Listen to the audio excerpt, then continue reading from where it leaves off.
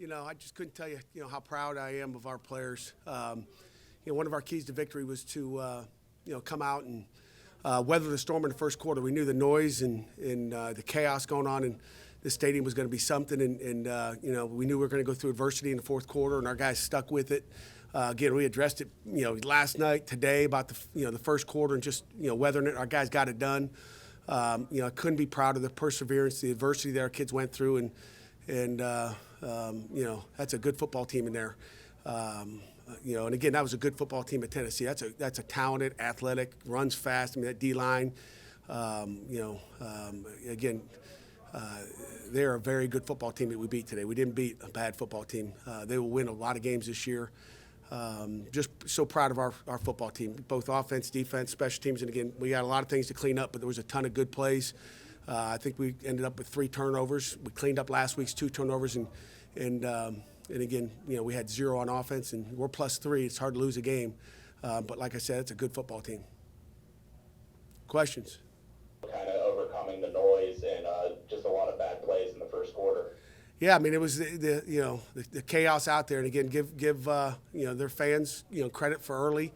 Our guys didn't respond well enough early in the first quarter. Again, we knew that stuff like that would happen, and again, that's the adversity. That's the the first quarter storm that we talked about. That's gonna happen, and we just missed a block on that first one. We got our hands on the guy, but just wasn't full effort.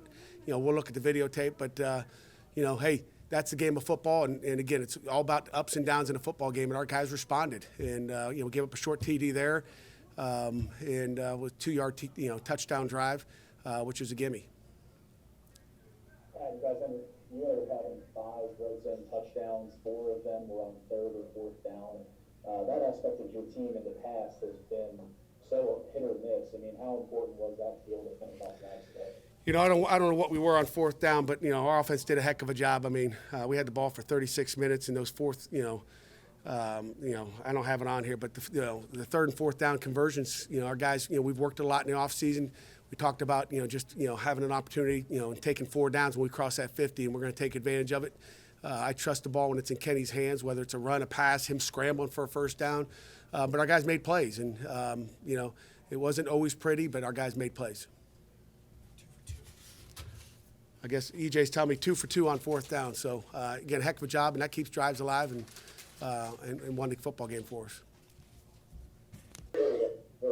Okay, I think we got you now. Hey, one other thing I want to mention is I wish Johnny Majors was here to see what happened today, because I know he was wearing the blue and the gold up in the press box up above, and he would have been happy with what he saw today. Questions? Hey, Coach, it's Chris Idell from Birmingham Radio in Baltimore. Congratulations on the big win down there. Talk about Pickett's performance today. He looked like he was poised and he was ready. He looked like that pro quarterback you see all the time. Yeah, I mean, Kenny's a football player now. I mean, I trust in KP. He had a heck of a day. We'll go back and watch the tape, and I'm sure there's some throws he missed like every quarterback. But, I mean, that 4th down scramble he had, he put his shoulder down. I mean, he's just a football player, and he knows what to do on the field, and our guys rally around Kenny Pickett.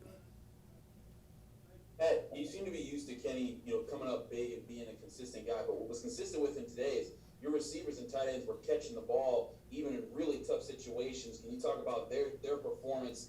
That was a problem that you guys had last year, but not on the road. Yeah. In this situation. Yeah, Chris. Again, credit those receivers for sitting out on the jugs all day. I mean, there were some times at 10 o'clock at night the receivers were asking if they could go outside in the dark and catch jugs. But again, credit Brendan Marion for coaching them up and just working on their ability to catch the ball consistently. And that's what they did today. I mean, Tayseer Mack had some tremendous catches. That one fade ball, he went up and got it and high pointed the ball. It was a heck of a catch. And Jordan Addison had some unbelievable catches as well. And our tailbacks out of the backfield caught some hitches out there and some empty formations. So the guys caught the ball and made plays for Kenny. That game came alive just a little bit, and then at the end of the game, put it away. How'd the offensive line play from what you saw on the sideline? I tell you what, the offensive line played a heck of a game. Again, if you guys, were on the field, which I don't know if any were, I mean, you look at that defensive line that we were blocking today, that was a big-time defensive line now. They are talented. Their D tackles are talented. But I think an offensive line always gets graded by what they do in in a 4-minute offense when I think they got the ball with 3.5 minutes to go and grounded it out and ended up in that victory formation, and that's what we like to end in. So, it ends and starts and ends right there with that victory formation.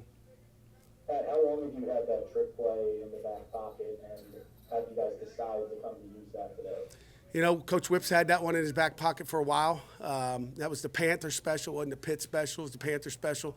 But they've had that, and Jared Wayne, got a great arm, and we've got some other ones to go with that.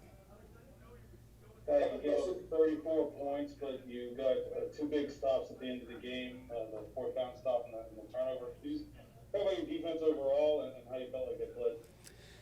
You know what, that 4th down goal line stand, I mean, you talk about play of the game, and then, Brandon Hill's pick at the end, and, they are athletic. I mean, those receivers can run. I mean, in that first quarter, I didn't know if we could catch them.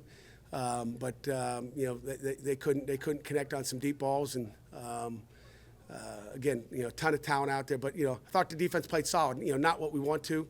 Again, we gave them a 2-yard touchdown drive early. I think they had 14 early. We missed a tackle on a quick now route when Hooker came in the game. I mean, and then, some quarterback draws hurt us, which, they're spreading you out. You got to cover 4 receivers, and then they're running, quarterback lead draw, which is not easy to defend. And I thought they did solid. I know there's a lot of stuff we can clean up.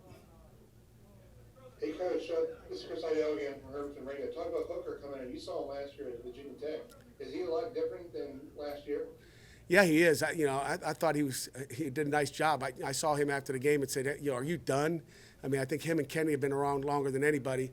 But I didn't think we'd see Hooker again after, Virginia Tech last year, and all of a sudden we saw him again. So I think he's petitioned for another year. But, those guys played well over there on that side of the ball, and give them credit for making plays. I'm guessing you have a lot of faith in your kicker to try a 56-yard field goal today. Yeah, I mean, Ben Saul's got the leg now. We'll go back and look at the tape and see what happened, whether it was, he kicked laces or whatever, but that was not pretty. And luckily, we had a chance to go ahead and punt that ball, and then Kirk put it down at the 1. So we dodged that bullet. What did you think out of Brandon Hill and your safeties? There were some open guys early, but at the end of the game, Brandon Hill was there to seal it with an interception. Yeah, that was a big-time play by him. He kind of had a late hit out of bounds. I thought he pushed him before he got out of bounds. But, the receiver took a big fall, and so I think that was a gimme there. It was a push, and again, I think he left his feet before the guy was out of bounds. But, he almost cost us there. We had a 4th down stop, and then he comes and gets a pick 6 or interception, to seal the deal. Pat, what can you say about Kenny's poise and how he operated the offense within the red zone specifically? Yeah, I mean, Kenny's been poised. I mean, that's and again, he's taken a step up from last year. He's poised. He's athletic, and he's a leader. And that's the thing. I mean, you just watch how poised he is out there with the team. He leads them in the huddle. He gets every ounce of our guys when he's out there. He's a leader. Pat, did you think that Vincent Davis was your best option for short yardage situations? And I mean, what did you feel like he was doing to get over 19 carries? Yeah, I mean, Vince runs his tail off, and Izzy had a nice game as well. But, we talked about it Thursday right before I met with you guys, like who is your short yardage back? Who's the guy you're going with? And without any hesitation, Coach Powell and Coach Whipple said Vince Davis. We're going with that guy in short yardage because I wanted to make sure we knew who we were going to put in that game in those critical situations. So, Vince ran hard, Izzy ran hard, and I'm awful proud of the offensive line blocking for him.